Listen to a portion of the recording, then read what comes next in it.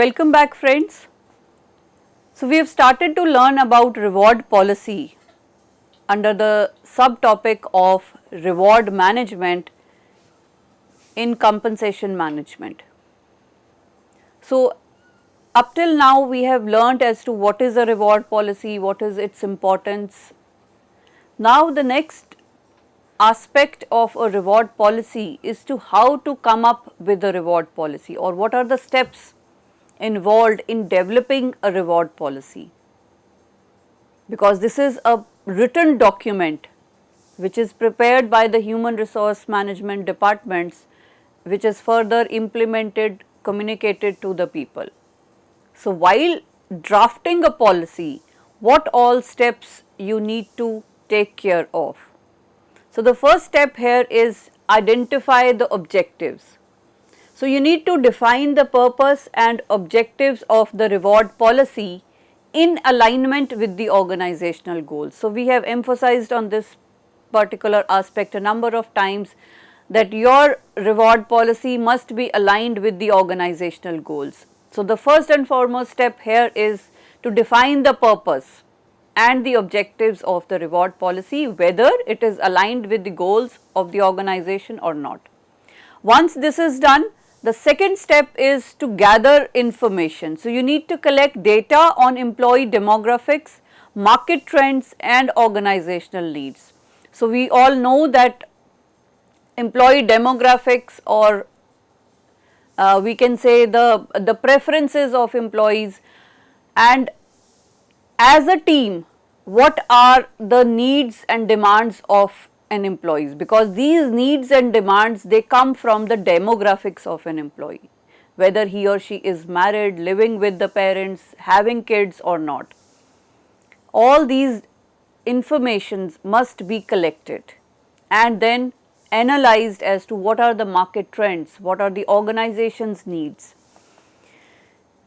So, analysis of this collected data, and once the analysis is done, and we can say that the purpose of the analysis is to identify patterns, identify preferences and the areas for improvement. Now, once the data is analyzed, you need to develop a comprehensive reward policy framework considering different types of rewards and their distribution criteria. So, this phase is the designing of the policy. Then you must also consult certain stakeholders. So, you can seek the input from key stakeholders. And who are the key stakeholders when we are talking of the reward policy? They are the employees, the managers, the HR professionals, so that you can ensure inclusivity and acceptance. That are we able to include all the people? Are we considering each one of them, taking care of the employee demographics also, and is it acceptable or not? And then we do a pilot testing of this policy. So, pilot test the reward policy so that you can evaluate its effectiveness and gather feedback for further refinement. So, a pilot test would help you to understand the gaps in its effectiveness.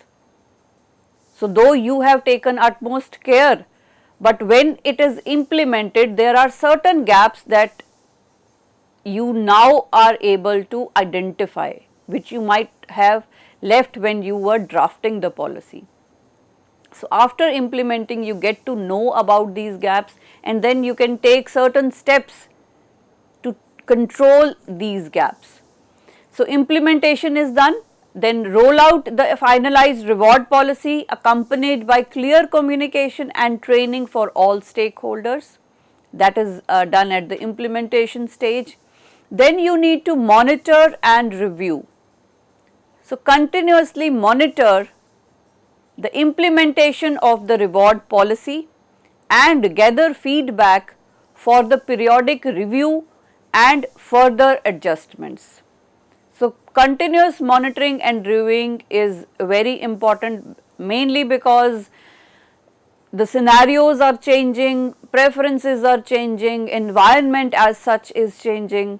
So, you need to make sure that at any given point of time, is your policy aligned to the organization's needs or not. So, if the organization's needs have changed, then you need to readjust your reward policy as also.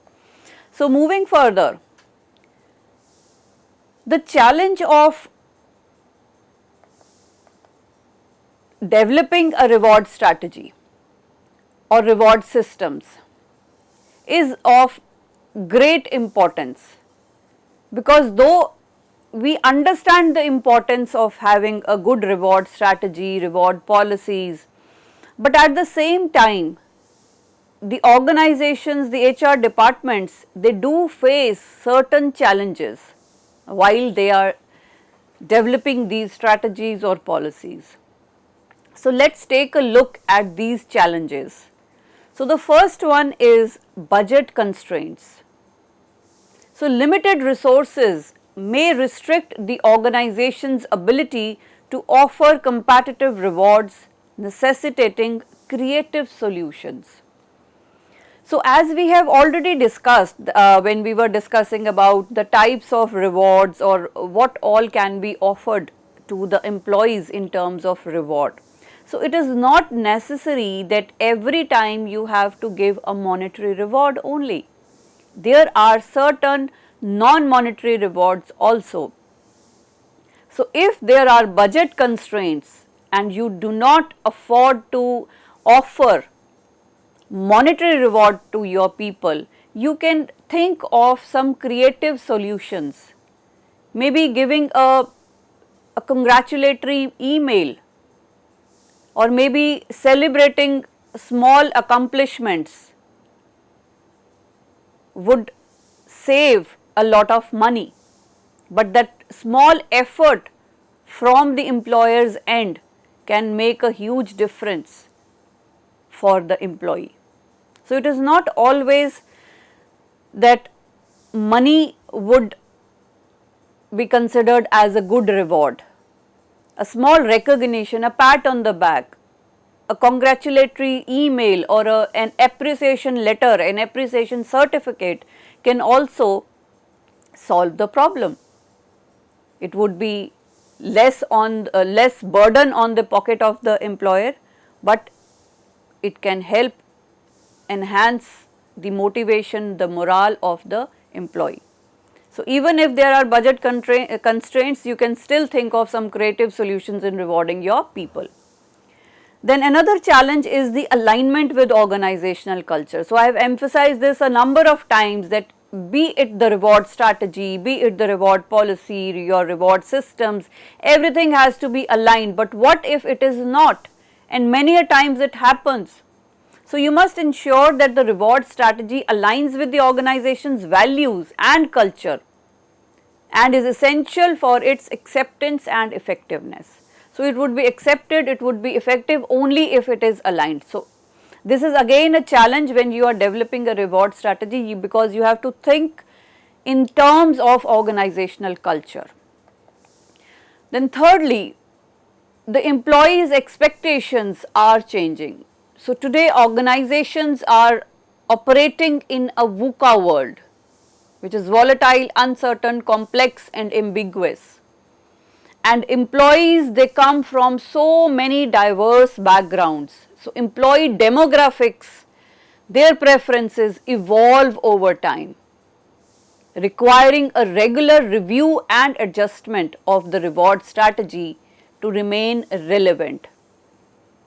So, because there are diverse employees, because of the employee demographics, changed demographics, evolving preferences, your reward strategy must keep on be reviewed and adjusted accordingly. Then another challenge is measuring the effectiveness. So, assessing the impact of the reward strategy on employee performance, their satisfaction and retention can be challenging, but it is very crucial for continuous improvement. So, how do you measure the effectiveness of your reward strategy? How do you know that it is because of this reward strategy that you have been able to motivate your employees to perform better, or is it because of some internal motivation, or is it because of the reward strategy? So, measuring that effectiveness is a challenge for the HR departments. So, here are some examples of some rewards that are offered by some MNCs like Google. So, Google offers a variety of rewards to its knowledge workers, including financial rewards, non-financial rewards, and opportunities for growth and development. So, Google offers its employees a generous bonus program, a variety of perks and benefits such as free food, on-site gyms, nap pods, opportunities for training and development, including tuition reimbursement and professional development courses for the employees. So, it is a mix of monetary and non-monetary rewards and benefits. So, similarly, Facebook offers a similar package of rewards to its knowledge workers. Facebook offers its employees a competitive salary and benefits package, as well as a variety of perks and benefits such as free food, on-site gyms, shuttle bus service, and it offers its employees a variety of opportunities again for training and development, tuition reimbursement, professional development courses. Apple again offers a variety of rewards, including financial rewards, non-financial rewards, opportunities for growth and development. So, employees they are offered a competitive salary. We all know that they are good pay masters. Benefits packages are also there, as well as a variety of perks and benefits like discount on Apple products, free access to Apple Care, and a generous vacation and sick leave policy. So, all these are offered to the employees working there. Now, since we talked about the challenges of the reward strategy, so there are further challenges of reward management also, because when we talk of today, the 21st century, the jobs have changed, and how jobs are perceived or how people who are performing these jobs are perceived, that has also changed. So, when we talk of reward management, these are the three type of people where as an HR manager it would be difficult for me to reward these type of people. Number one would be rewarding the knowledge workers, rewarding the directors, and rewarding the sales people. So, from the point of view of an organization that is operating in the VUCA world, operating in a fast paced, hyper competitive era, in the 21st century, we have these challenges as far as the reward management is concerned. So, let us discuss about how to reward, or what are the challenges of rewarding knowledge workers, rewarding directors, rewarding sales people, and side by side I will also emphasize on the strategies or how to reward these three category of people. So, let us first understand knowledge workers, or what is knowledge working, or who are knowledge workers. So, knowledge workers are professionals whose primary capital is their knowledge. They use their expertise, they use their critical thinking and their interpersonal skills to create value for the organizations. So, some examples of knowledge workers include the ICT professionals, physicians, pharmacists, architects, engineers, scientists, design thinkers, public accountants, lawyers, editors, and academicians. So, their job involves thinking for a living and often includes tasks such as problem solving, developing new products or services, creating strategies for better business outcomes. So, these individuals typically have a high level of creativity, innovation and productivity. But when it comes to creativity, at times creativity can be subjective. So, if you design a say a website, though you are also creative, I am also creative, but as a boss, I might not like your design. But does that make you less creative? Does that mean that you are underperforming just because I did not like your design? So that is where the challenge comes. So these are some of the challenges of rewarding knowledge workers. So since I said that it involves lot of creativity and innovation, these knowledge workers, they are intrinsically motivated. So knowledge workers, they find joy and satisfaction in their work itself.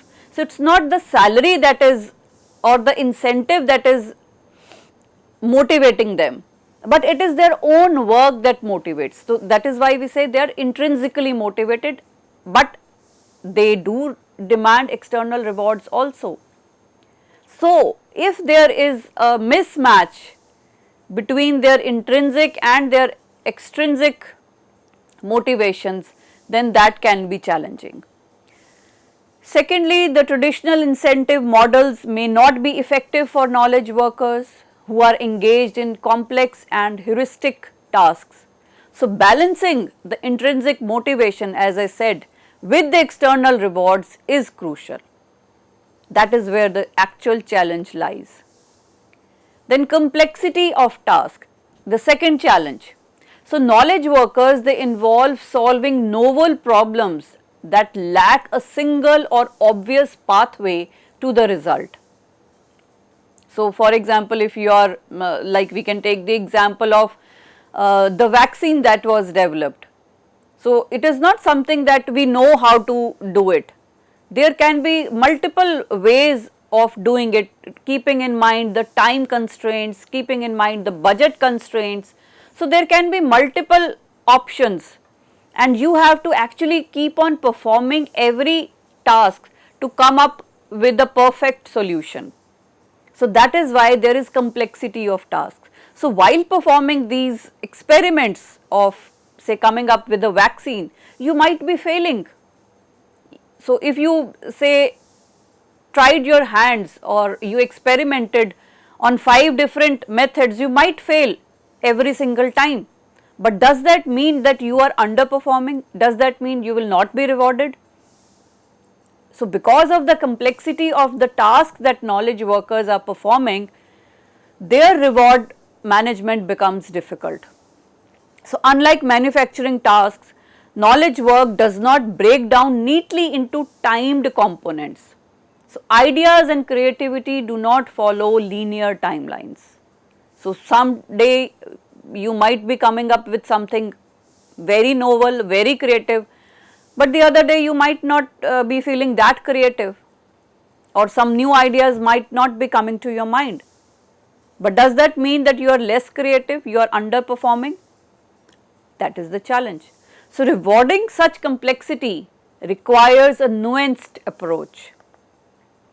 The next challenge is barriers to participation. So building and sustaining participation in knowledge management can be challenging. So rewards must align with what matters to employees. If they don't, participation may suffer. So overly compelling rewards can lead to undesirable behaviors and unhealthy competition. So again, you need to balance what rewards you are giving. If the rewards are compelling, overwhelming, then there can be an unhealthy competition. People might start doing unethical work just to get more rewards. So you need to balance that, and you must ensure that there is enough participation from each of the knowledge worker. Then the next challenge is the global and diverse workforce. So knowledge workers, they are often global, working across various industries and geographical locations. So their workflows vary based on job roles and the specific ways to leverage their expertise. So you need to tailor the rewards to this diversity. So when you are designing your rewards, you have to make sure that are you able to cover the entire diversity of your knowledge workers or not.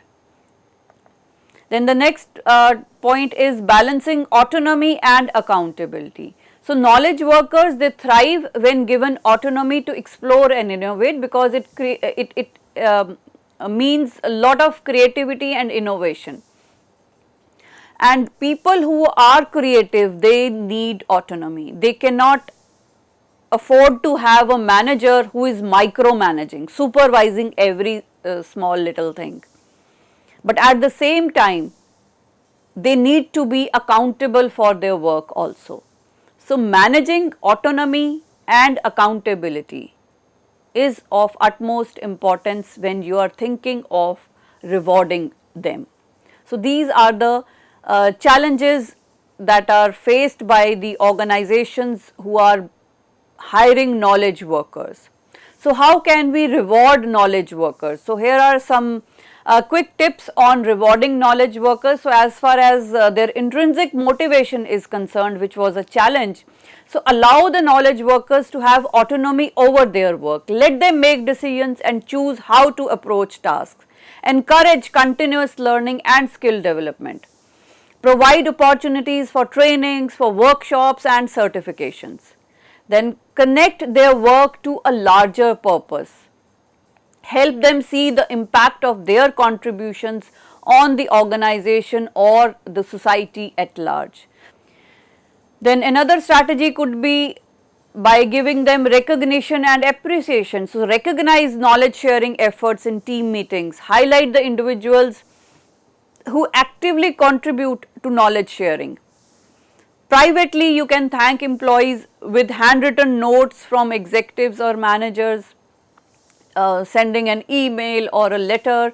Personal gestures go a long way in showing appreciation also.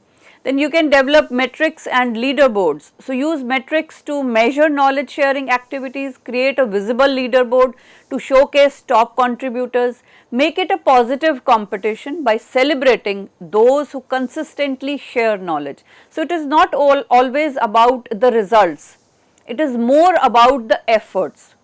So, if an employee is putting in lot of effort, no matter he or she is succeeding or not, but if the efforts are there, if they are consistently sharing their knowledge with others, I think that should be rewarded. Then you can go for the champion rewards. So, let champion knowledge sharers take on leadership roles for a day. They can set casual dress days, organize potlucks or deliver a speech at a team meeting. Then empower them to influence team dynamics and activities. Career development can also be a strategy of rewarding these knowledge workers. So, offer career paths, promotions and challenging assignments. Knowledge workers, they value opportunities to advance and take on new responsibilities. Support their professional growth through mentorship, cross-functional projects and exposure to different domains. Since they are the ones who are creative, they are the ones who love innovation.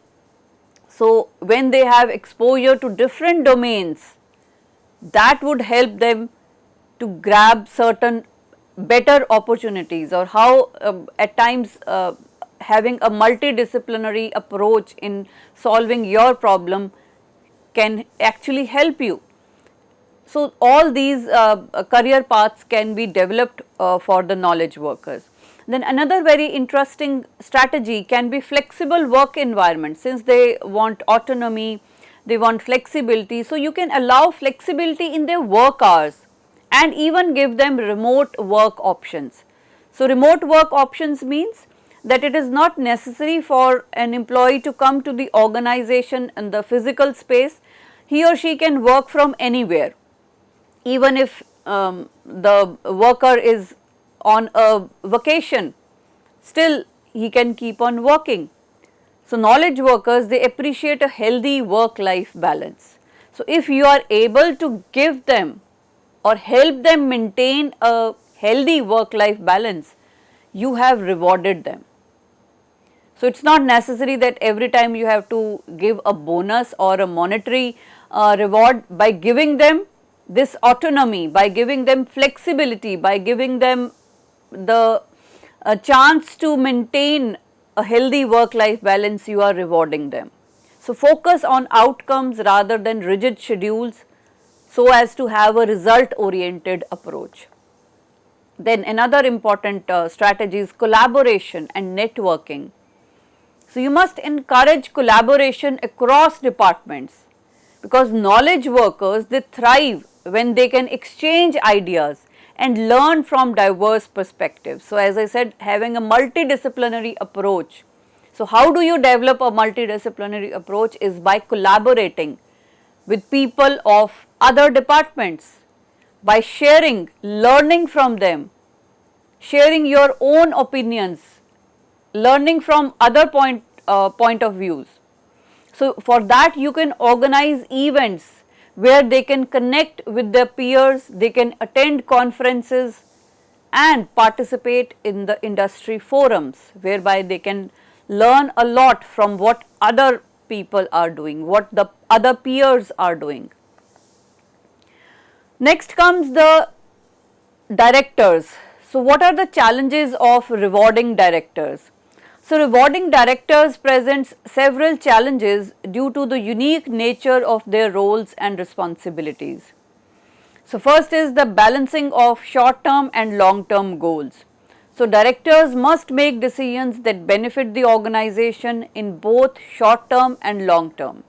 Balancing the immediate financial gains with sustainable growth and strategic vision can be complex. Then there is again performance metrics and accountability. So determining the appropriate performance metrics for directors can be challenging, because they are involved in so many important tasks of the organization. So the matrix should align with the company's goal, but they must also consider the external factors beyond directors' control, because we understand that the organizations are operating in a volatile, uncertain, complex and ambiguous environment. No matter how hard the director tries, there are certain factors which are not under their control. So even if you have worked hard for a strategy, for a product, for a service or something new, you still can fail. So your matrix should be aligned in such a manner where you can understand that efforts matter and not always the results. Then compensation transparency. So public scrutiny of executive compensation is high, and ensuring transparency and fairness in director pay is essential. So you must strike the right balance between competitive compensation and public perception. So that can be difficult. Then independence and conflicts of interest.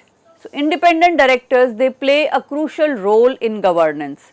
However, maintaining true independence while serving on multiple boards can be tricky, and avoiding conflicts of interest and ensuring unbiased decision making are the ongoing challenges.